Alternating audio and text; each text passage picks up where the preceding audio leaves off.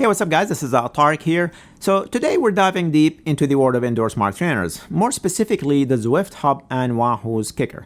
These are two of the most popular trainers currently in the market. The Zwift HUB, which came out last fall, comes in at a budget-friendly $500 and despite its affordable price, it offers many premium features that you would typically find on high-end trainers, and these include a realistic road feel, accurate power measurement, efficient or good ERG mode, quiet operation, and a heart rate bridge that allows you to rebroadcast your heart rate through the Zwift HUB.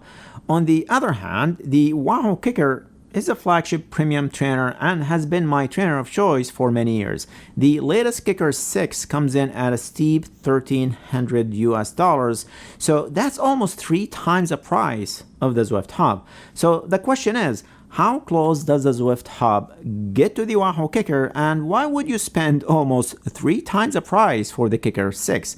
So I'm going to break this down into 6 categories, or my 6 pillars that make a good trainer: build quality, connectivity, realism, noise level, power accuracy, and ERG mode experience.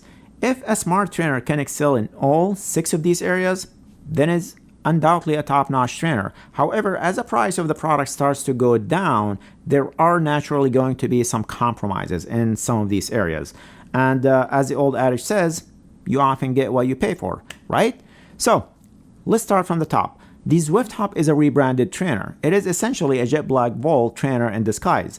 By doing this, Zwift has managed to significantly reduce research and development costs on their end, and they've leveraged their strong brand identity and customer base to sell the Zwift HUB at a very attractive price. However, this approach means that Zwift might have limited control over the design and features of the trainer. Things like firmware updates and feature enhancement are primarily determined by Jet Black. The Jet Black Volt has been on the market for a few years in a limited capacity, and in my experience, the trainer itself seems well built. I haven't had any issues with the Zwift HUB over the past few months I have been using it. Zwift has also put a spin on things, simplifying the purchasing and assembly experience. Customers can choose the type of cassette they need, and the trainer will arrive with the cassette already installed. On the other hand, the Wahoo KICKR is a well-known product that's been on the market for nearly 11 years.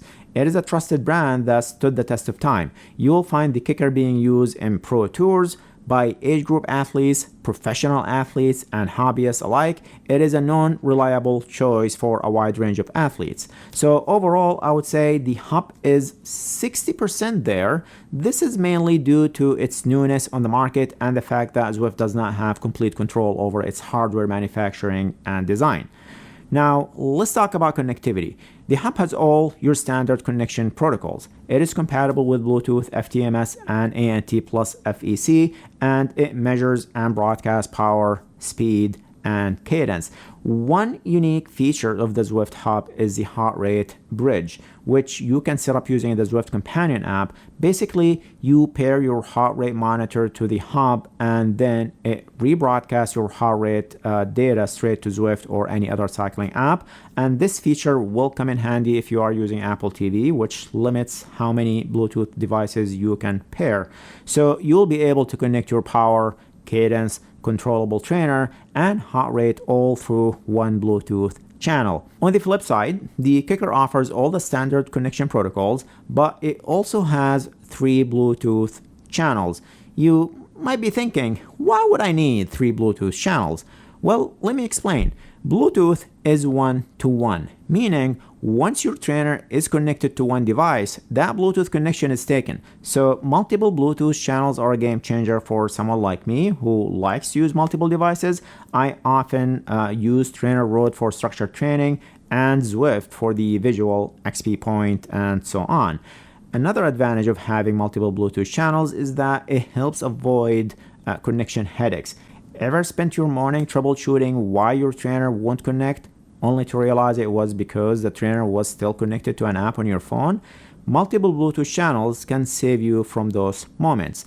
But the KICKR doesn't stop there. It also offers Wi-Fi connectivity and direct wired connection through the Wahoo Direct Connect pod. This gives you a rock-solid connection and unlocks other features like race mode and automatic firmware updates. So with the KICKR, you do not have to worry about manually updating firmware. It is all taken care for you. So overall, I would say the HUB is 60% there, and that's mainly because the KICKR offers so many connection options than the standard ANT Plus and Bluetooth for riders who want the best possible connectivity or might have issues using wireless connection in their training area and need a direct connect option. Now, let's talk about Realism. That is a cornerstone for indoor training. How does a trainer feel? Does it mimic the experience of outdoor riding? Or does it make you wish you were riding outside? Ride feel can make or break an indoor workout, and it's often what distinguishes a decent trainer from an outstanding trainer. The flywheel is crucial here. It keeps up inertia, and its design and weight can significantly influence how the ride feels. Generally, heavier flywheel is preferred as it is responsible for maintaining that inertia, and its weight and design play a huge role here. Generally, the heavier the flywheel, the better the ride feel.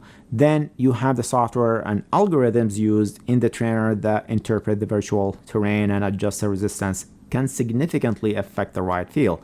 Both the Wahoo KICKR and the Zwift HUB have a physical flywheel and electromagnetic resistance. The Zwift HUB's flywheel weighs in at 10.4 pounds, while the KICKR is heftier at 16 pounds. That's a difference of about 5.5 pounds. However, the HUB holds up well here. The weight of the flywheel is tangible, and it does a commendable job. The HUB can simulate gradients up to 16% and power levels of up to 1600 watts. That's pretty steep and covers most of the Zwift terrains with a few exceptions here and there. In contrast, the KICKR can go all the way up to 20% and up to 2200 watts. Now, one thing worth noting here is that the KICKR is compatible with the Wahoo KICKR Climb accessory, which takes a terrain simulation to the next level. This is a feature that the Zwift HUB lacks. Also, the KICKR features access feet, allowing to rock side to side, and particularly when placed on a hardwood surface. So overall, I would say the HUB is 80% there in ride feel, mainly because of how good the flywheel feels, and honestly, for most rides, they feel almost similar. Moving on to noise level. That is another important factor for indoor trainers. Both the KICKR and the HUB are direct drive trainers, which generally tend to be pretty quiet these days. If I had to nitpick, the Zwift HUB might be a touch noisier, but truthfully, both trainers excel in this department, and most likely you'll be hearing the sound of your drivetrain rather than the trainer itself. And given this, I would rate the HUB an impressive 90% here when it comes to quietness. So then there is power accuracy. The Wahoo KICKR has long been the gold standard in this domain. It's my go-to device when I need to test different power meters, and it has consistently proven to be reliable, and Wahoo has continually enhanced its power measurement capabilities, and now the KICKR measures within plus minus 1%. They also introduced an auto calibration feature 3 years ago. Even before they introduced auto calibration, I calibrated the KICKR maybe once a month or so, and has always been rock solid. And as you would expect, as the price drops, the power measurement accuracy is usually the first to be compromised. This isn't the case with the Zwift HUB. It measures within 2.5% and it performs really good for a mid-range trainer. However, it does need frequent calibration for best results, and to help with this, Zwift introduced an auto spin down calibration with its firmware version 4. This feature, similar to manual spin down calibration, kicks in when you coast for a minimum of 5 seconds from a speed of 10 miles per hour. In my testing, I found the HUB power measurements to be impressively close to my power meters and consistently within the specified specs. Even during high-intensity sprints, it was quick to respond and synced well with my other power meters. However, I did notice some discrepancies with the HUB's power measurement. Take this workout as an example. The power accuracy was right on target for the intervals, but there was a larger discrepancy during the recovery sections. It was off by about 9 to 11%. It's also worth noting that starting from the 7th interval in this workout, the HUB's measurements began to drop slightly. Around the 50-minute mark, it deviated by 1.39%, then 1.74%, then 2.13%, and finally 2.12%. Despite this though, it can be argued that it still stayed within the advertised 2.5% accuracy claim. The hub also provides an estimated cadence, which overall was quite good. So overall, I am willing to say the hub is 70% there when it comes to good power measurement when comparing it to the Wahoo KICKR. And finally, the final pillar, ERG Mode. This is again, as the price of the trainer drops, ERG Mode Experience can also take a hit. In ERG Mode, the Zwift HUB smoothes out the power for you. While this is fine, and you could argue that it doesn't really matter that much since the purpose of ERG Mode is to maintain your target power as long as you are pedaling, I wish they gave us the option to disable it. The KICKR has ERG Mode power smoothing too and enabled by default, but it does offer the ability to turn it off.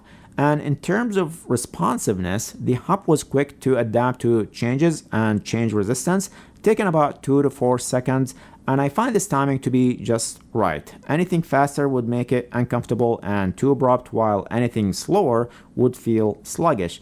And that said, I did encounter a few issues when using the trainer in ERG Mode. One thing I noticed is that gear selection and cadence do play a part in ERG Mode. For instance, in one section of a test workout, I purposely dropped my cadence to see how the trainer handles low cadence work. I was pedaling at around 60 RPM. ERG Mode responded to the first part of the interval, but completely missed the second part. Interestingly, this problem did not occur when using the big ring, and my suspicion here is that when you are using a smaller gear with low cadence, the flywheel does not have enough momentum to ramp up your power. Then you have the issue with auto calibration, or I should say lack of, when in ERG Mode, so you'll find power measurement to drift a little bit after the first 50 minutes or so of the workout. So overall, I would say the hub is 60% there when it comes to overall ERG Mode experience. Between power measurement drift issues, low cadence hiccups, and the fact that we cannot switch ERG Mode smoothing off, I think there's room for improvement. But despite these shortcomings, the hub still puts a good, or will give you a good ERG Mode experience. So if you total up my assessment and average them out, you'll get 70% of the Flagship for only 1/3 of the price, which is a pretty good deal. The Zwift HUB as a mid-range trainer actually does an excellent job. It got the standard connectivity you would expect, a surprisingly good ride feel, and a solid power accuracy, and decent ERG Mode experience. Sure, it may not quite reach the high standards of a more premium product, but it offers some serious value for its price point. For anyone just entering the indoor training world, or if you are budget conscious and aren't too bothered about having the very best of the best, the Zwift HUB is a great choice. On the other side of the coin, we have the Wahoo KICKR. As a flagship product, it really delivers on all fronts. A top-notch build quality, superb connectivity, exceptional ride feel, minimal noise, unbeatable power accuracy, and ERG Mode experience that is, simply put, one of the best out there. It's a bit of a hit on the wallet, but you are getting what you pay for, a premium indoor cycling experience. If you are a dedicated athlete looking to squeeze out every bit of performance, or if you are simply someone who desires the very best, the KICKR 6 should be your go-to. Ultimately, the choice comes down to your needs, your expectations, and your budget. Both trainers offer great experiences within their respective price point, so whether you opt for the Zwift HUB or decide to splurge on the Wahoo KICKR 6, I am confident you'll be getting a good, solid indoor cycling machine. All right, let me know your thoughts and what do you think? And if you've got any questions or comments, just drop them in the comment section below. Thanks for watching, and hope you found this video helpful. Do not forget to give that like button a little tap, and if you're still watching but haven't subscribed yet, well, you know what to do. Thanks again, and I'll catch you in the next video.